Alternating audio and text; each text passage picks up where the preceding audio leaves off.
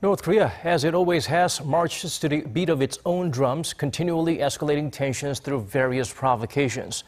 Not only is the regime unfazed by added sanctions, it responds with renewed determination and anger. So how did we reach this point? Our Hye-sung traced things back to the beginning of this latest chain of events.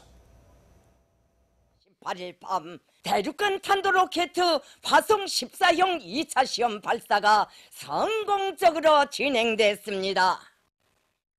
On July 28th, North Korea successfully tested another intercontinental ballistic missile just 24 days after its first Hwasong 14 missile test. This time, the missile flew a little over 45 minutes for a distance of around 1,000 kilometers.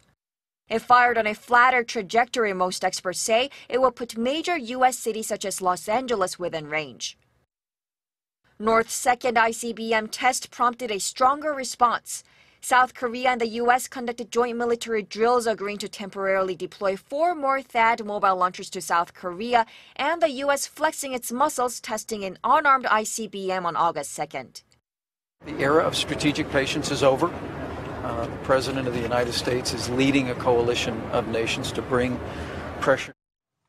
After days of negotiation, today, the full Security Council has come together to put the North Korean dictator on notice. And this time, the Council has matched its words and actions. The UN Security Council unanimously passed a new resolution Saturday local time, the toughest one yet, that bans North Korean exports of coal and iron and forbids countries from giving any additional permits to North Korean laborers. Washington and Beijing have made a compromise. The new resolution will help cut off North Korea's major source of hard currency, but it excludes oil exports, a lifeline to the North's economy, and doesn't impose secondary sanctions on Chinese companies and individuals who have helped North Korea evade sanctions. The current level of sanctions may not be strong enough to totally isolate the North. Despite the adoption of the resolution, there are still sharp differences between the U.S., Japan, China, and Russia. The deployment of the THAAD system will not bring a solution to the issue of the DPRK's nuclear testing and missile launching. What it will do is seriously undermine the strategic balance of the region.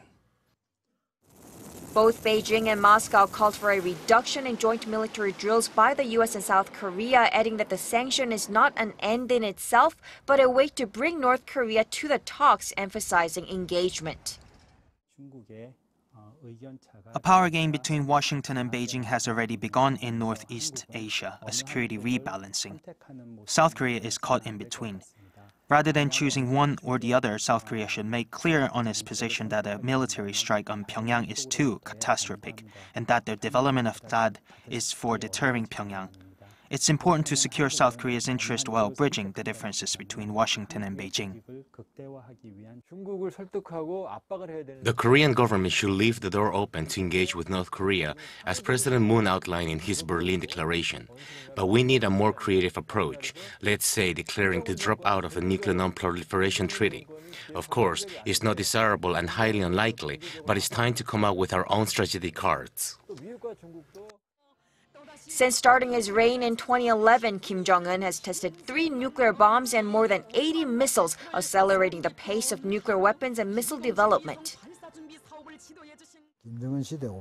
Kim Jong-un will not give up nuclear weapons development. It's tied to the regime's survival. North Korea even revised its constitution in 2012, claiming itself a nuclear state. We are not sure when the North will master all the technologies like missile guidance and a smaller nuclear warhead, but it's getting closer by the day. Time is ticking. 33 days after its first ICBM test, countries with differing interests in Northeast Asia have come to an agreement to pressure the North. But it remains to be seen whether the tougher sanctions will change Pyongyang's behavior and de-escalate tensions, or whether they will trigger more provocations, including a nuclear test. Hye-sung, Arirang News.